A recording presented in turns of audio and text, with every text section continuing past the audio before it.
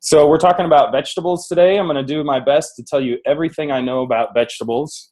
But the first thing we need to really figure out if we're going to be master gardeners is what is a vegetable. And it's kind of a complicated story. If those of you that don't know in the room, vegetables don't really have a botanical description like fruit do. You know, we often think about vegetables and fruit being the two, major horticultural food crops. But the reality is that it's hard to define them that way because fruit really has a botanical definition, right? It's the ovary of a seed-bearing plant. But vegetables, if you think about it, they don't really have a specific definition. And they come from all types of tissues. We have vegetables that come from roots like sweet potatoes and carrots. We have vegetables that come from stems like potatoes and onions.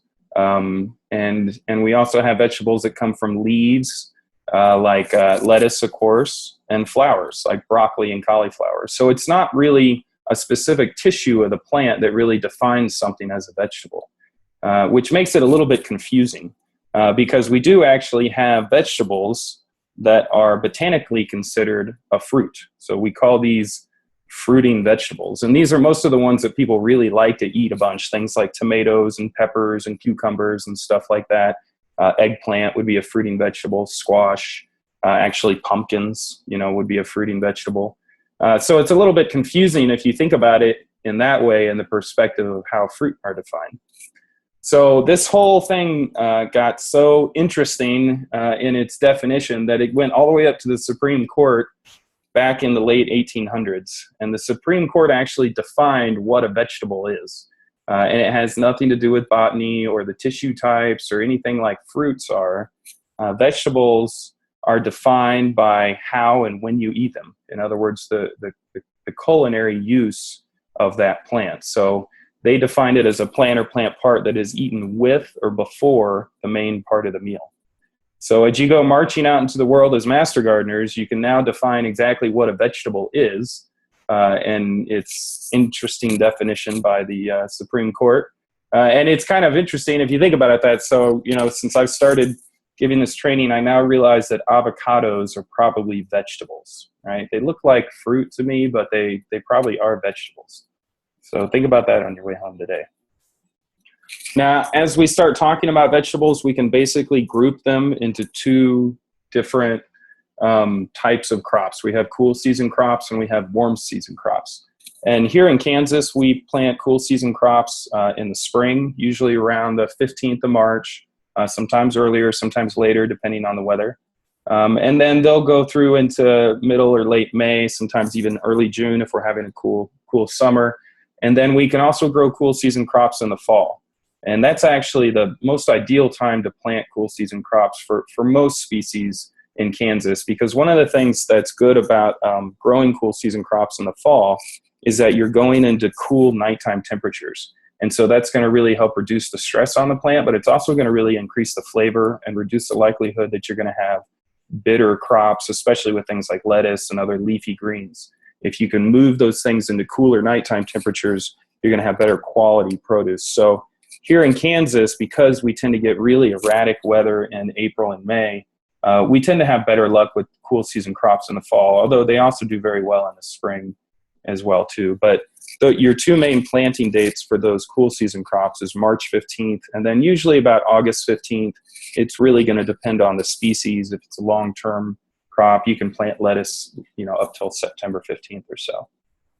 Now, warm season crops are the things most of us are already growing in the garden, things like your tomatoes and peppers and cucumbers, all that stuff that's sensitive to frost, right? But in general, we kind of talk about vegetables in these two main classes of crops, like most plants as well, too. So what are we going to be talking about today? As I mentioned, we've got 4 basic sessions, and of course, I'm already like 20 minutes behind on the first one, but we'll see how this goes. In the first session, we're going to talk a little bit about where a garden is going to go, how you're going to put together a crop rotation, and quite a bit about soil improvement. One of the things to keep in mind with vegetable gardening is that it's very intensive on the soil. Most vegetable crops are annuals. We're getting in there with tillers and hoes and having to harvest them and walk through there and work the soil and all that stuff. And that's very hard on the soil. And so because of that, we want to make sure that we're always being very proactive at increasing the quality and the health of the soil by using a lot of organic matter and compost and other things. So we're going to talk about that for the next 30 minutes or so. Now, in terms of where to put the garden, most of us don't have much of a choice, right? It tends to be wherever you have that specific spot in the yard. But do keep in mind, if you have the ability or if you're out looking for a community garden plot, that you want to find places with very well-drained soils. As I mentioned before, growing vegetables is an intensive process. You're getting in there and working the soil a lot. You're harvesting all the time, doing all this kind of stuff. And so if it's a muddy mess, not only is it going to be a pain in the rear to deal with, but it's also going to be hard on the soil to work it when it's wet. So you want it to be able to dry quickly, so that in case you have to do anything with it. And it's also what the plant's like as well. There's not really any of our major vegetable crop species really like heavy waterlogged soils. So we want to make sure they're well drained. For home gardening, a lot of times things to keep an eye out for if people ask you for advice is stuff like gutter downspouts and driveways that run off into a small garden plot next to the the driveway or the garage. Things like that you want to be careful for, because if you're getting a lot of water into an area, that's going to be really hard on those vegetable crops.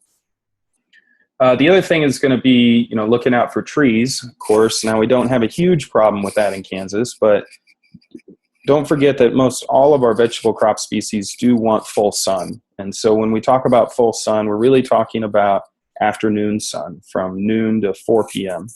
If you're getting sun only in the morning, that really only consists as part sun. And it doesn't matter if you're a vegetable plant or an impatient, that's sort of the way it goes. So you want to make sure if it's on the side of a house or a structure, it's on the south or the west exposure.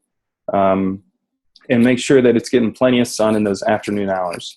Now, there are a few vegetable crops that will do okay in some partial shade, but typically you don't want to be looking for fruiting vegetables in this case, because many of the plants that have to go through the pollination process really need full sun. But for leafy greens and some of those others where you're just, especially for leafy vegetables, you can get away with a little bit of shade.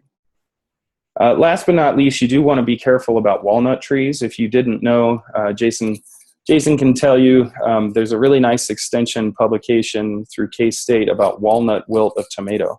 And walnuts actually exude a chemical known as juglans that is toxic to the plants around it. And it does this as a natural response in order to be competitive in the landscape. But unfortunately, many of our vegetable crops are very sensitive to it. So if you have walnut trees around, that can be a real significant issue. So you figured out where you want to put your garden. The next thing you want to do is determine what your crop rotation is going to be. And I think most of us know why we want to utilize crop rotation in terms of reducing diseases and increasing soil fertility. However, one thing to keep in mind that I think there's a sort of common misperception out there about crop rotation is in terms of managing diseases, it's really most helpful for soil-borne diseases, and in other words, root diseases and things that live in the soil and attack the root system and the stem of the plant. If you start talking about foliar blights and leaf spots and viruses, those kinds of the pathogens that cause those diseases fly around in the air. So it doesn't really matter if your tomato is here or 100 feet away, it's most likely going to get affected by that pathogenic disease. But there's a lot of pathogens that cause what we call soil-borne diseases. And those are ones like damping off and root rots and vascular wilt diseases. And a lot of those can be reduced by using crop rotation. Now, one of the things you want to keep in mind is that when you're rotating crops, you want to rotate in entire plant families, not individual crop species. Because oftentimes these soil-borne plant pathogens not only attack a tomato, but also their close cousin, the pepper, right? So this is a table that shows basically all those different plant families within vegetables. And there are some that aren't listed here. This is a table I actually pulled off of the internet, and I must be the first to admit there is a mistake. If you look it has lettuce listed in the brassicas, and it should not be there. Lettuce is actually in its own family down in the bottom left at the Asteraceae. But this basically lists the general plant families. You know, your Alliaceae, these are the ones that drive our vampires away, the garlic and onions and other stem and bulb crops. Brassicas, you know, we used to call these cole crops, your broccoli, cabbage, cauliflower, Brussels sprouts, those kinds of things, and those are cool season crops. Cucurbits are warm season crops, and this is going to be, you know, if you've ever had a squash bug come on your property, it's probably that because you're growing a cucurbit somewhere around there. They really love those guys. And then our legumes, the Fabaceae crops, those are going to be your sugar snap peas and your bush beans. And then, of course, my favorite plant family, the solanaceous plant family. So that's your tomatoes, Irish potatoes, green peppers, and eggplant. And then the ones at the bottom there are kind of handy. They all are within their own plant family, so it makes it a lot easier to rotate. So the first thing that you want to do is develop the rotation. And so you want to actually take, essentially draw out your garden and divide it into equivalent area zones or blocks. And in this diagram here, this is really just a conceptual diagram. It's not a physical map, but it's just sort of a way to show how I put together a crop rotation. So in my case, I took my garden, excuse me, and I'll show that to you here in a second. And it was about a 30 by 35 foot garden, right? And I divided it into 8 zones, okay? And you're gonna find out here in a few minutes why we chose the number 8. 8 is a good number to start with. It can be more. I don't know if you want it to be less. It just kind of depends on what you want to grow. So I've got my 8 zones, and these all have equivalent square footage. And I go ahead and basically assign plant families to each of those zones. So you can see in the first zone, we've got solanaceous family, and then our brassicas, and then our cucurbits, and then our fabaceous family. And then looky here, we have solanaceous again, right? So this is one of the reasons that it's good to have 8 blocks or maybe even more, is because I like to grow a lot of tomatoes, right? I want to have peppers, I want to have potatoes. You know, I really like those solanaceous crops. And so I want to be able to dedicate twice the square footage into growing that crop that I do the others. So I can assign 2 blocks to that solanaceous plant family. Similarly, I assign 2 blocks to the cucurbit family, right? You can see that as well too. And the reason we do that is, well, there's lots of reasons. Cucurbits take a lot of space up. They're also something that are very popular, easy to give away with the neighbors, of course. But oftentimes I like to plant several plantings of cucurbit crops, especially cucumbers, so that we can have sustained harvest through the course of the season. So I want to have lots of space to work with for my cucurbits. So this is essentially what the garden would look like in year 1. In year 2, you basically just pull your sweet potatoes out of zone 8, move it to zone 1, and then just scoot everybody over, right? And from this point on, the crop rotation is fairly simple and straightforward. The nice thing about planning is then you can just stop thinking. And in year 3, you basically take what was in zone 8, put it in zone 1, scoot everybody over, and you now have yourself an official crop rotation. So looking at this diagram, you know, it's interesting because there's actually 2 different rotation intervals here. You may have remembered from that slide before that we want to have a 3-year crop rotation interval.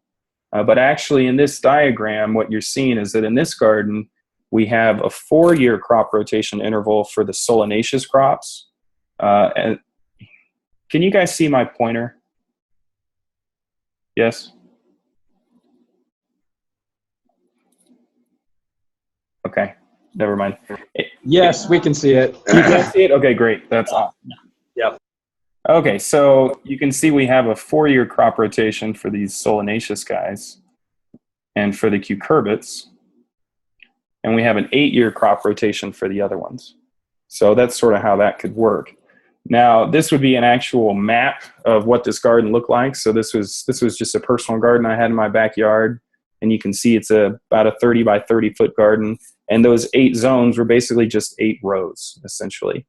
So is that how you can do that? And in my case, I wanted my 2 tomato rows next to each other. So you can just move them 2 blocks at a time, essentially, in order to accomplish what you want to. But depending on how you design the garden, there's lots of sort of creative ways to leapfrog around itself. This is what's called the Florida or California stake and weave trellis system for tomatoes. It's fairly common if you're going to have a decent sized garden, and especially if you're growing determinate varieties, some of those shorter stature varieties. But it's not for all home gardeners. We like to use cages here in Kansas. They're a little bit more tolerant of wind. And I also like cages if you're going to have a lower plant number. So this diagram comes out of Elliott Coleman's book called The New Organic Grower. And it's actually getting fairly old. That book was written about 20 years ago. But Elliott Coleman is a very prolific writer. He's put a lot of books out about season extension and sort of small farm tools and that kind of stuff. He's an organic grower up in Maine, and he actually works a lot with Johnny's Seed Company, if any of y'all have ever bought seeds from them, and sells his tools through Johnny's. But one of the things that's cool about the way he's done this is he also has 8 zones here. And then he's got his years listed across the top. And you could actually imagine a really nice Excel sheet where you could do something really easily like that, right? And what's cool about it is we're going to be talking about cover crops here in a few minutes. But he's actually got his vegetable crops on the top right there and his cover crops on the bottom. And so doing it this way, you can actually map out year by year how you're going to put that crop rotation together, because it does start getting a little overwhelming if you start thinking about it through the course of summer, fall, spring crops. So this is a nice way to look at it too. But, don't forget, gardening is supposed to be fun. So if this, just makes your eyes hurt, then it's okay. You can just close the book and go out in the garden.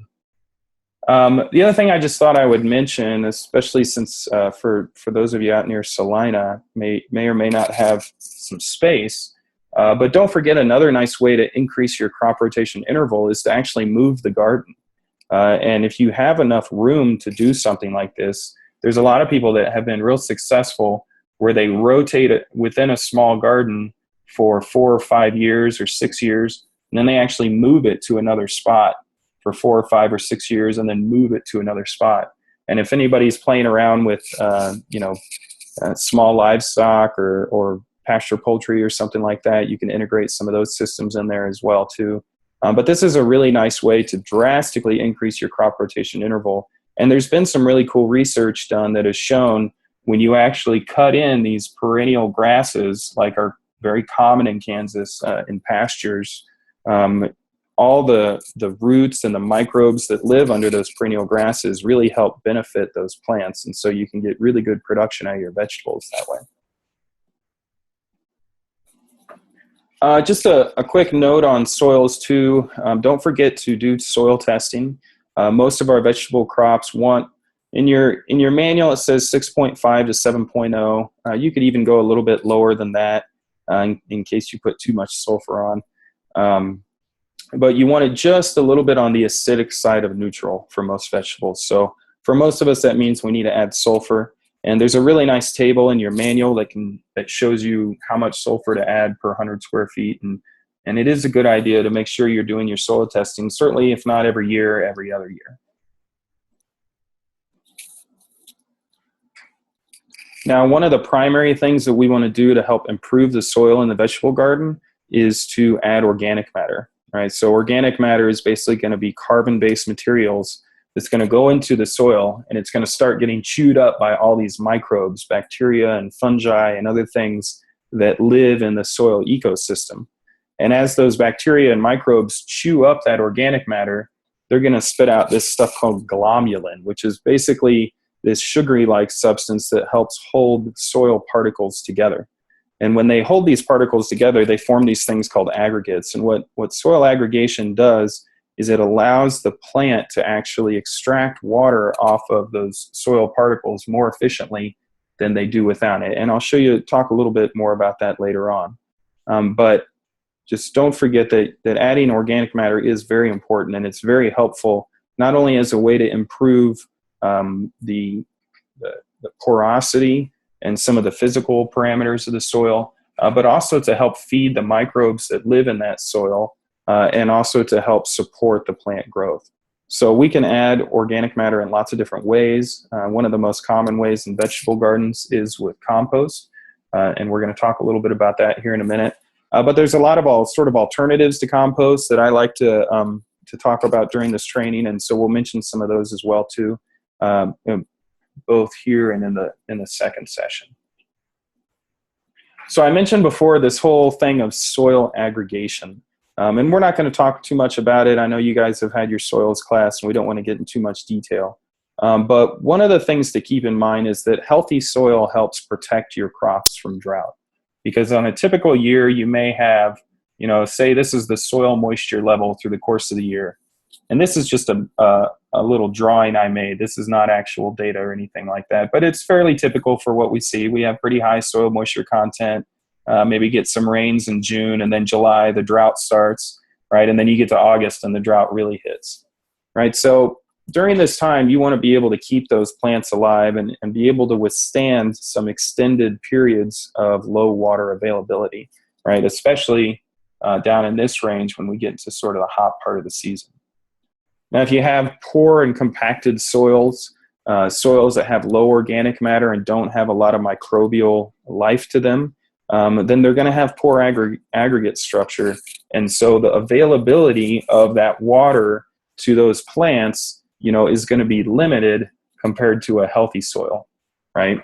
If you have healthy soils, then those plant roots are going to be able to pull that water away from the soil particles more efficiently and easier. And so they actually have higher water availability even during periods of lower soil moisture content. So as I mentioned before, one of the best ways to add organic matter is by using compost. And if you have a vegetable garden, you're going to find you're going to want to have a compost bin somewhere on the property, if nothing else, just because you have all these yard scraps and garden scraps coming out of the garden. And so you're going to have to find something to do with them. We don't really want to put that stuff in the landfill. That's a heck of a lot of bulk material that can easily be composted and be put back into the garden to use for nutrients and organic matter. So I really encourage you to, even if it's a small primitive thing, have some type of compost pile in your yard somewhere that you can hide from the neighbors and get rid of your extra plant material, both when you clean out the garden and also during harvest time, because you're always going to have fruit, that aren't super high quality and stuff like that. Now, I'm sure a lot of you are probably familiar with the process of making compost, and we're not really going to go into many of the details today. But one thing that I really wanted to point out is that it's important that compost gets really warm, when it's going through that decomposition process. And the reason that it's really important to do this is because when it gets hot like that, it's going to help kill or inactivate weed seeds or potential pathogens, things that get into the compost pile that we don't want to be there, right? So you want to make sure that there's plenty of nitrogen availability in your compost. If you have the ability to collect your grass clippings every once in a while and put it in your compost pile, boy, that is a really, really great source of high nitrogen material that makes really nice compost. And you want to make sure that you're turning it and paying attention to it. The other thing to keep in mind is that, there's no such thing as overly mature compost. And this is just a little diagram that I pulled out of an old paper somewhere. And basically what it shows is that the efficacy of the decomposition process is not only a function of the temperature, but also the exposure time, right, by those microbes or those pathogen spores and weed seeds. So if you're not sure if the compost is ready, just let it go a little bit longer. As I mentioned, there's nothing wrong with overly mature compost. So there's lots of benefits of using compost. I think many of us are familiar with what those are. In addition to feeding the microbes that live in the soil, if you're buying compost in, especially high quality compost, it's also sort of an inoculation source, right, for those microbes to bring some of those really good microbes into the garden. I know most of us realize that there's all these bacteria and fungi that attack plants, right, and cause plant diseases. But there's also a lot of really good ones as well, too. And there's a whole field of research going on now looking at especially bacteria, but also some fungi that live on the root systems of plants. And what they do is they turn on endogenous defense pathways, kind of similar to the immune system in our bodies. But they also can help release nutrients and make them available. There's also fungi that live in the soil that attack other pathogens as well. So there's a lot of really good microbes that can come in through that compost. And so that's one of the things that I really think is the best benefit of using compost that you can't get from anywhere else. The other nice thing about using compost, and especially manure-based compost, is it's a great source of plant nutrients. There's a lot of nitrogen and a lot of phosphorus as well as other things, sometimes too much, and micronutrients as well too. So, many organic farmers and gardeners use compost or manure-based compost, especially as a plant nutrient source. Excuse me. There are a lot of disadvantages or cons about compost as well too, and these are things that people don't talk a lot about, quite frankly. But the reality is anytime you move any large bulk material into your garden, you run the risk of bringing things in with it that you don't want, right? So that could be weed seeds, that could be pathogen spores. Weed seeds in particular can be a real issue, especially with homemade compost. Or if you have a bad weed problem in your yard and you're using grass clippings, oftentimes people will transfer weeds from their turf into their vegetable garden that way. That can be really easy to do. The other thing that I've seen happen a lot in the 5 years since I worked here at K-State is that there are herbicides that people will use in pastures. And there's nothing wrong with them using them there. They're labeled for that and everything. But a lot of these herbicides are actually designed to have a very long residual activity period. So they work their way through the digestive system of the animal. They actually go through the decomposition process, and they're still active. And when you put this compost into your garden, it'll actually kill many of your vegetable crop plants. So it's a good idea, especially for home gardeners that aren't necessarily using a ton of compost. Be sure you're getting your compost from a reputable source, whether it's a municipality around usually has high quality compost, or if you're purchasing compost, they're going to be testing it for those things. When I see it be a problem is especially for our commercial growers that need a whole lot of it, and they go down the road to their neighbor's house and they get, a couple semi-truck loads of manure or compost or whatever, and they don't realize that there's herbicides in there as well, and you can really cause big problems that way. So be a little bit careful about that. The other thing to mention is, especially in areas with low rain amounts in the western part of the state, if you use compost over and over and over and over again, especially in high amounts, then you're actually going to over-fertilize that soil and build up saline soil conditions. In other words, high salt conditions in the soil. And you can test for this to make sure that's not going on. When you do your soil test, if you have the EC value done in the soil test, you can actually find out what the salinity of your soil is to find out if that's happened. It's not usually a huge problem for home gardeners. It's a big problem for commercial growers, especially people that are growing in high tunnels and protected culture areas, or if you're using low tunnels, and preventing rain, because one of the best ways to reduce soil salt buildup is actually just to get rain, right? And then, of course, we don't want to ever put anything that looks like this into the garden, right?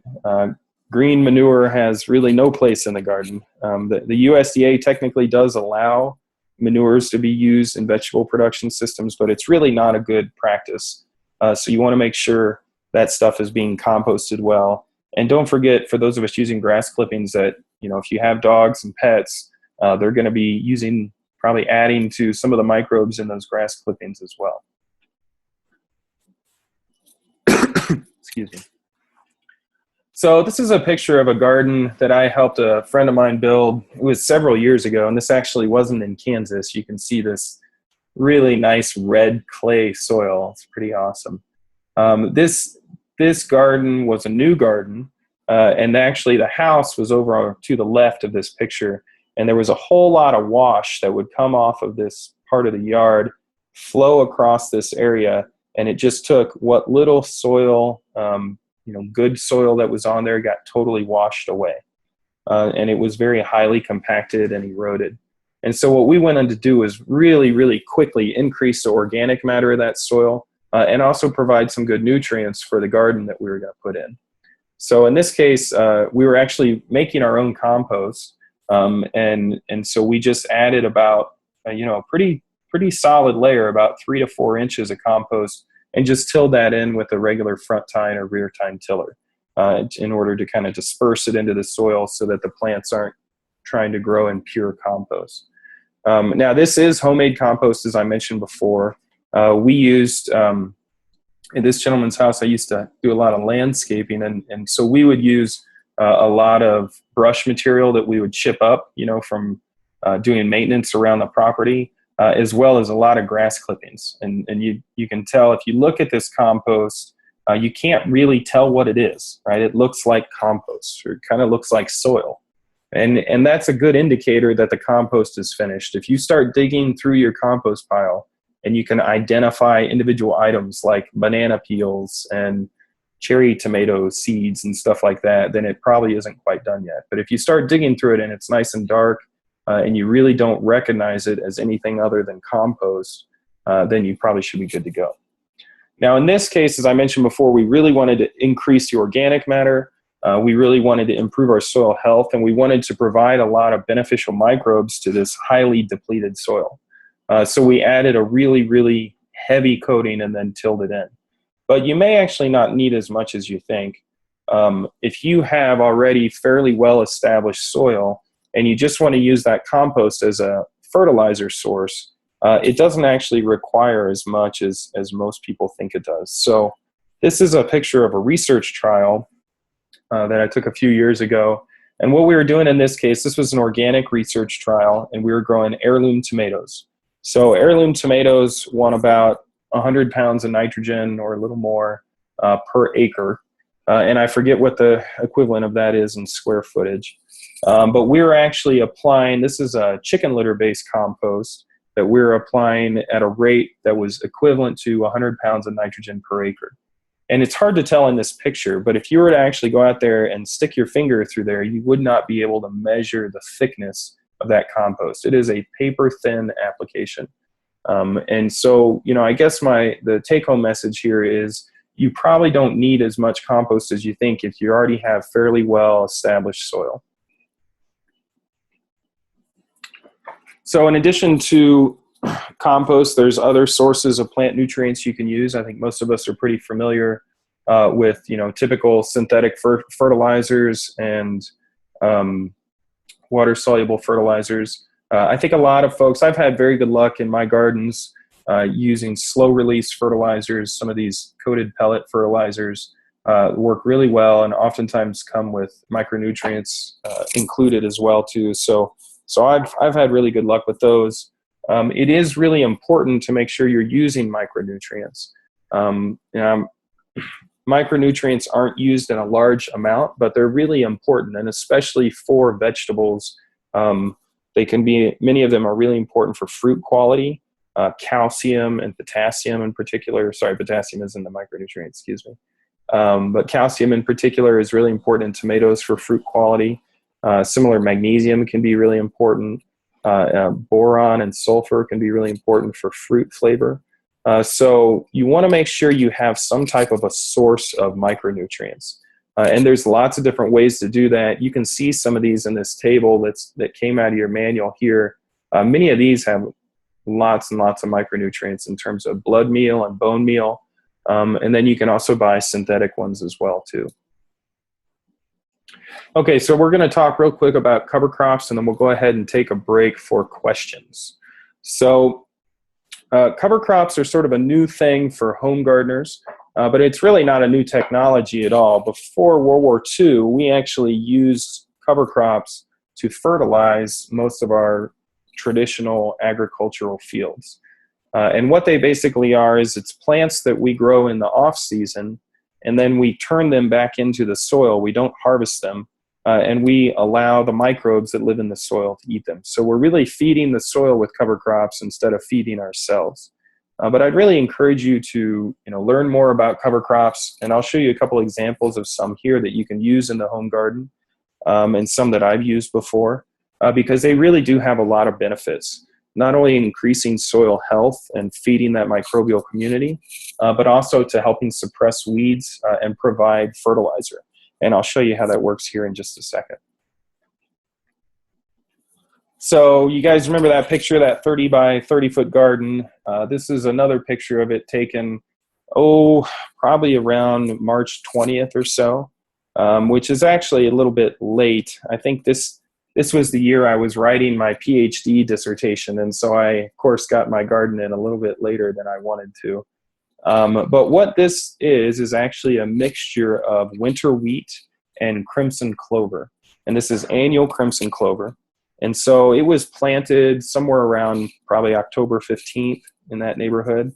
And then what's going to happen is during the course of the winter, that winter wheat is going to grow, and it's going to pick up nitrogen that's laying around in the soil.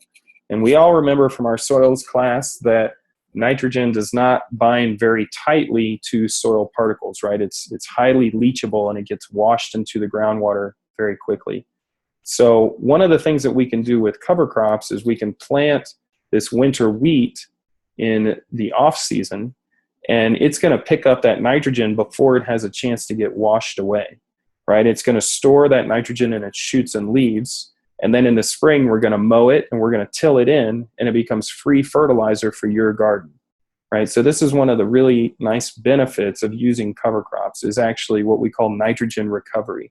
Rather than allowing that nitrogen to just be washed away during the wintertime and go into the groundwater, we can harvest it, right? We can collect it with these plants, and then we can turn it back into the soil in the spring and provide free fertilizer. The other thing that we're doing here is we're using a mixture of not only that winter wheat, but also annual crimson clover. And annual crimson clover is a leguminous plant, so it actually has a beneficial relationship with bacteria in its roots. And these bacteria actually turn atmospheric nitrogen into free fertilizer for the plants. And don't forget that our atmosphere is something like 78% nitrogen, or some very high number like that. So we have lots of available nitrogen in the air, but only these bacteria can actually turn it into fertilizer. And they do this in leguminous plants. And so that's why we like to have mixtures of legumes as well as grasses when we use cover crops, because the grasses will recover the nitrogen that's laying around in the soil, and the legumes will actually what we call fix nitrogen, or in other words, deposit nitrogen into your garden system. Now we want to turn this cover crop in about 30 days prior to planting of our vegetable crops, so that those microbes that live in the soil have a chance to chew it up and release all that nitrogen back into the soil for the vegetable plants. And just FYI, a cover crop stand like this will provide more than enough nitrogen for most of our vegetable crops. We used to do we do a lot of sampling of cover crops in my research program, and we actually calculate the amount of nitrogen that goes back into the soil. And I can tell you just from experience, this is a really nice cover crop here. It's very thick. It's got good biomass to it. It's nice and green. I'm sure there's every bit of 85 pounds of nitrogen in there, which would be basically as much fertilizer as you need for a tomato crop. There's some other fun cover crops that are coming out these days as well too. This is one called tillage radish, and it's a really nice one to use in the home garden. Now it's a true fall cover crop, so it really needs to be planted really before September 1st, or more like August 15th if possible. And you can see what it's going to do is it's going to grow very quickly. It gets this nice big canopy where it's going to compete with the weeds for light and nutrients and water, and it's going to prevent those weeds from growing, essentially, just in the fact that it's very, very competitive.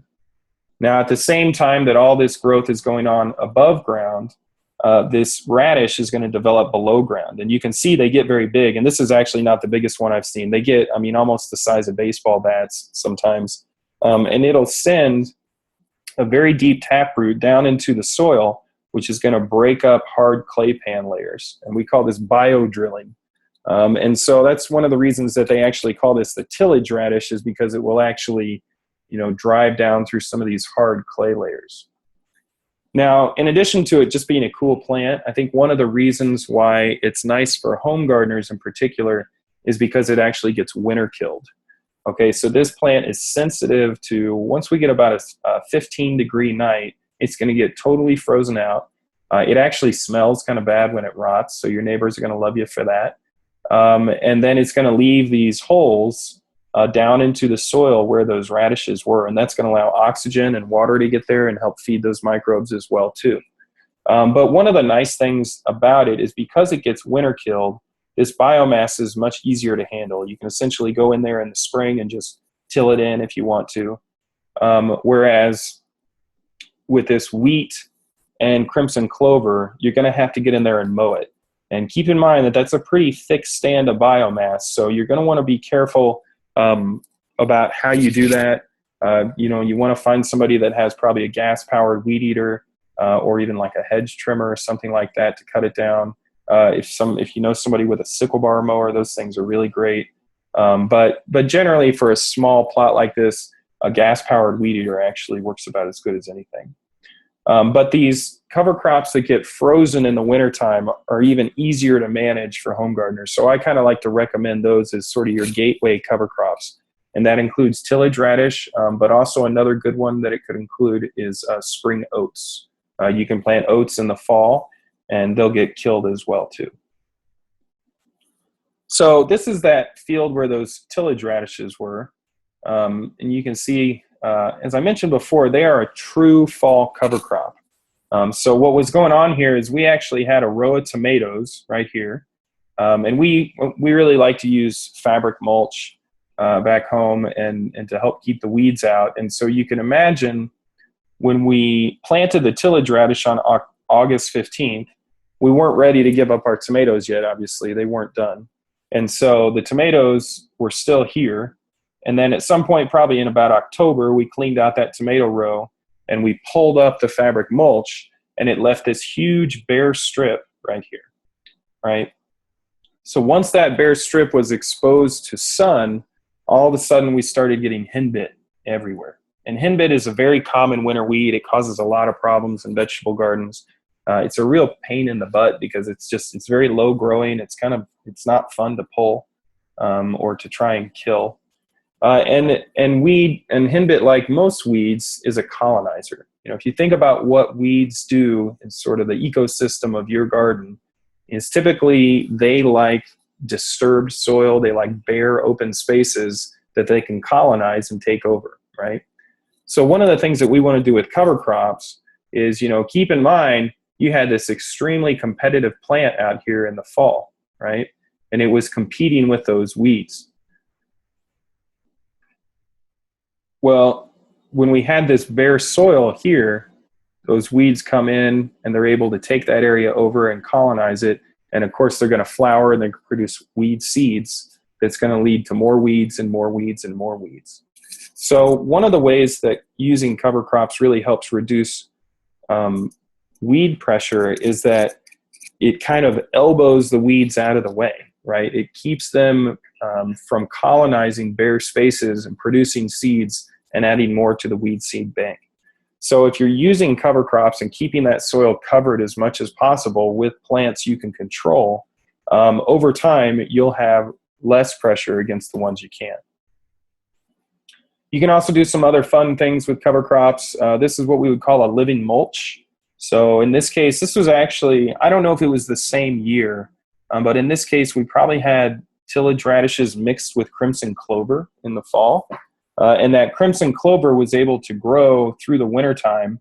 And you can see the crimson clover growing there. And then we just came in with a tiller and did strip tillage and put down some fabric. And then you have this nice living mulch left in the rows, right? And so that's really handy, not only to reduce compaction, but also to really help maintain good soil health in those row middles as you track them back and forth through there.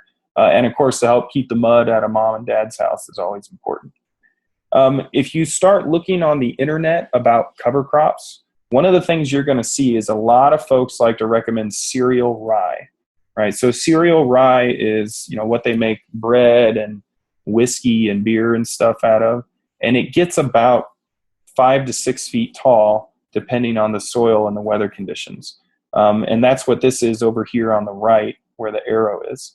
So I would not recommend using cereal rye in a in a home landscape because that plant grows extremely fast, and once that stuff gets that tall, it can be really hard to manage. There's another summer cover crop called sorghum Sudan grass. It's an awesome, awesome cover crop if you have the right equipment to manage it. But if you don't, you really don't want to use that one in the vegetable garden. And there's some other fun things you can do. This would be a windbreak. So this is actually that cereal rye. And it grows a lot like winter wheat does. It just gets a lot taller. And in this case, what we did was we actually used strip tillage through the rye and then planted summer squash through there. And that just helps keep that really stiff wind off of those transplants and those young plants when they're just germinating. Okay, so let's take a break for questions. I'm already